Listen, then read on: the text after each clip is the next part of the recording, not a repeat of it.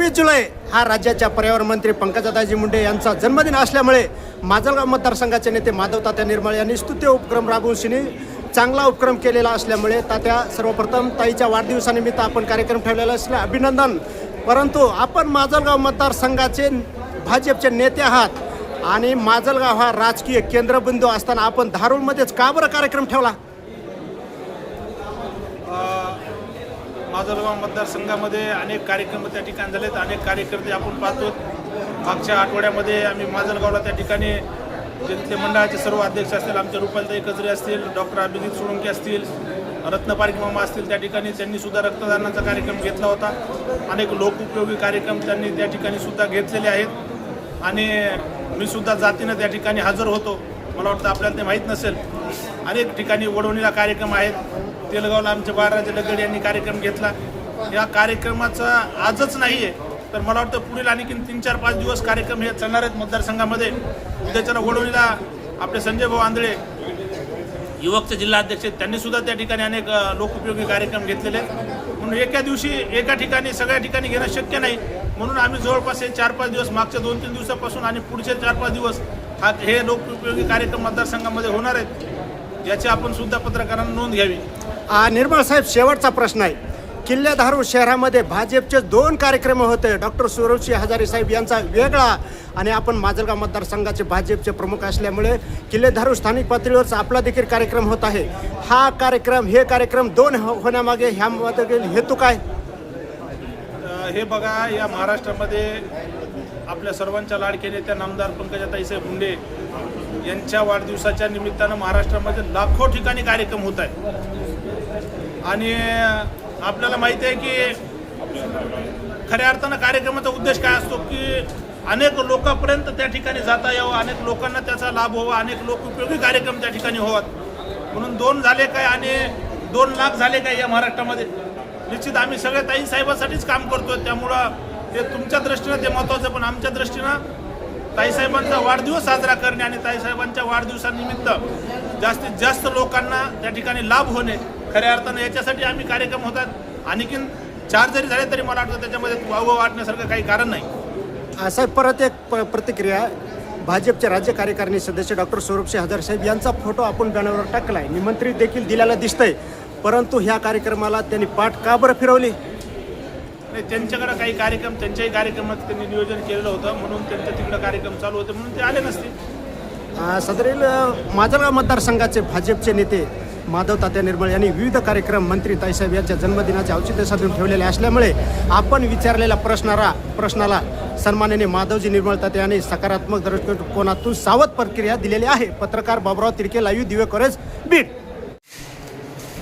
महाराष्ट्राच्या पर्यावरण व पशुसंवर्धन मंत्री आमदार पंकजाताई मुंडे यांच्या वाढदिवसाच्या निमित्ताने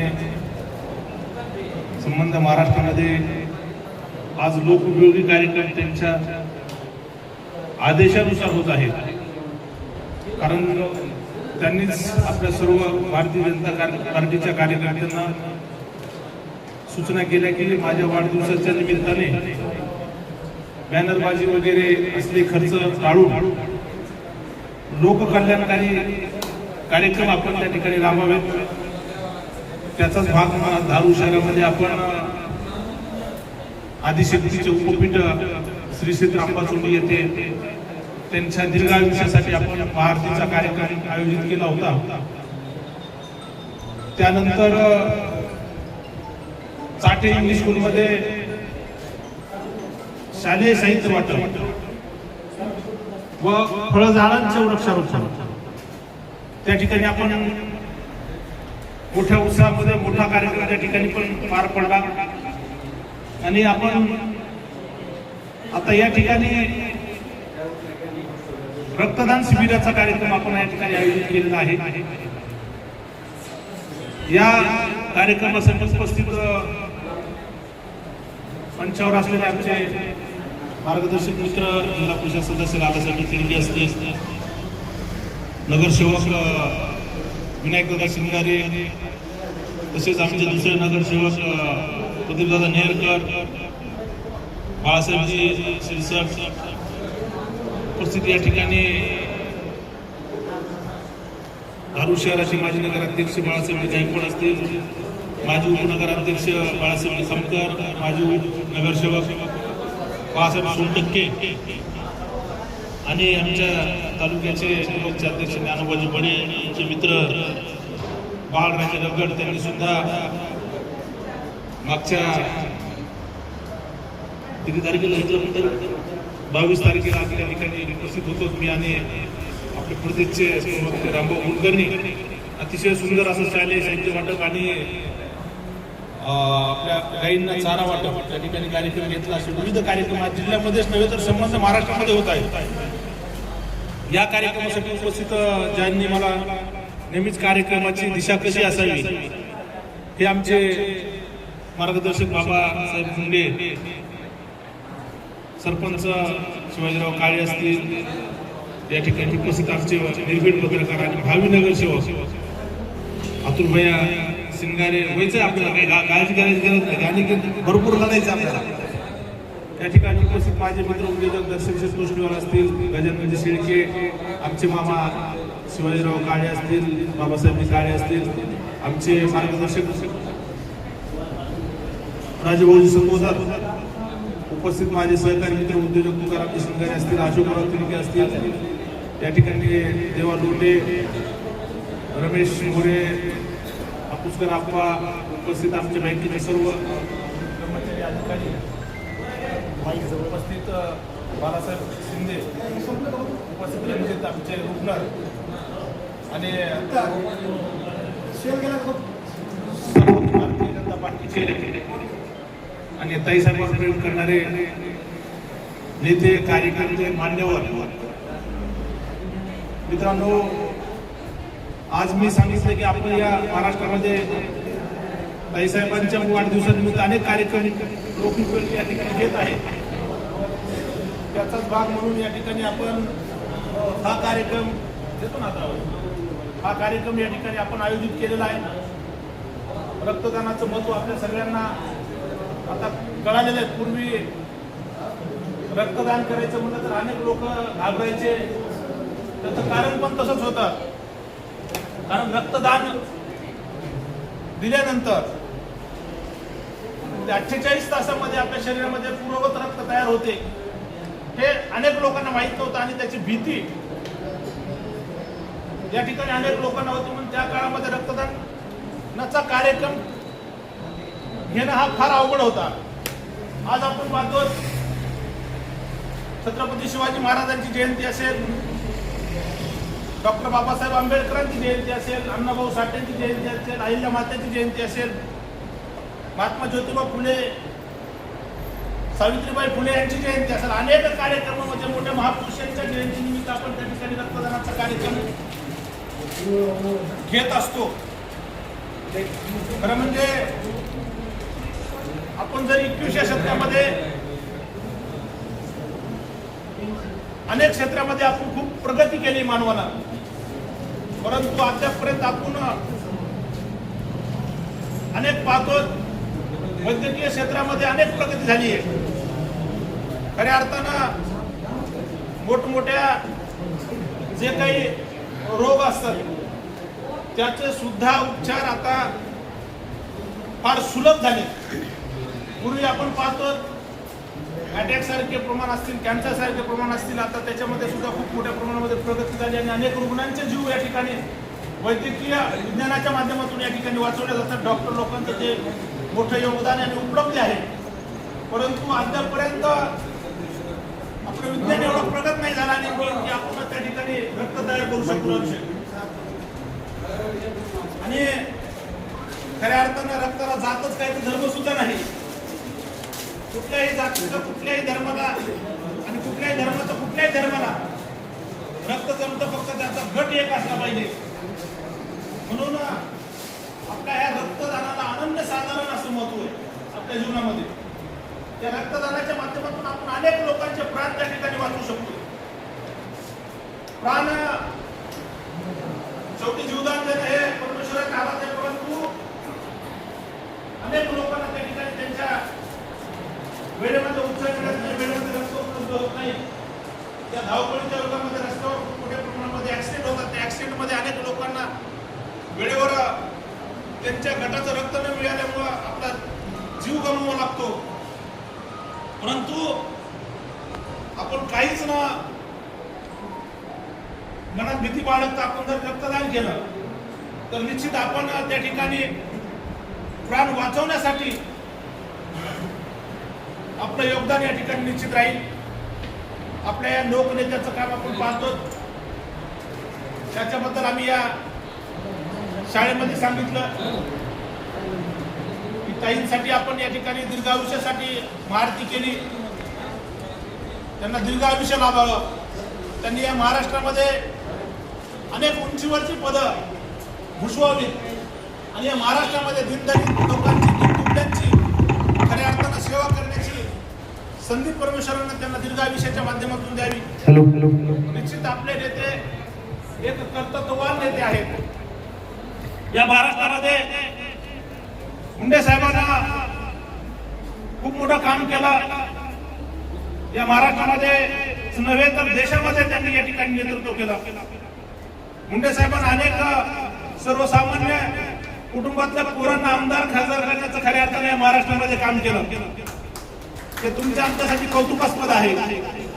आणि त्यांचाच वसा आणि वारसा आपल्या या दोन बहिणी चालवत आहेत. या जिल्ह्याचा मुंडे साहेबांनंतर खूप मोठा विकास आदरणीय दोन्ही ताई साहेबांनी खरं म्हणजे रेल्वेचं स्वप्न अनेक दिवसापासून आपल्या होतं. आता उद्योग क्षेत्रामध्ये भाऊ अनेक अडचणी येतात. खऱ्या अर्थानं जिल्ह्याचा विकास करण्यासाठी पाण्याची व्यवस्था आणि दळणवळणाची व्यवस्था, रेल्वेची व्यवस्था जर मला वाटतं ही जर पूर्णत्वास आपण त्या ठिकाणी गेली तर निश्चित बीड जिल्हा सुद्धा आता ऊसतोड कामगार जिल्हा म्हणून जो नामांकित होता महाराष्ट्रामध्ये तो ऊसतोड जिल्हा सुद्धा या ठिकाणावर आता मला वाटतं लेबरची संख्या सुद्धा कमी कमी होत चाललेली आहे. अनेक ग्रामीण भागातले मुलं आता चांगलं शिक्षण घेऊन चांगल्या हुद्द्यावर काम करतात. या जिल्ह्यामध्ये तुकाराम मुंडे सारखा माणूस खऱ्या अर्थानं तो सुद्धा या ठिकाणी त्यांचं चांगलं काम आहे. महाराष्ट्राला ओळख नाही तर देशाला त्यांना ओळख करून दाखवली की एक जर विषय हाती घेतला तर त्याच्या विषयाच्या माध्यमातून किती मोठ्या लोकांचं कल्याण होऊ शकतं.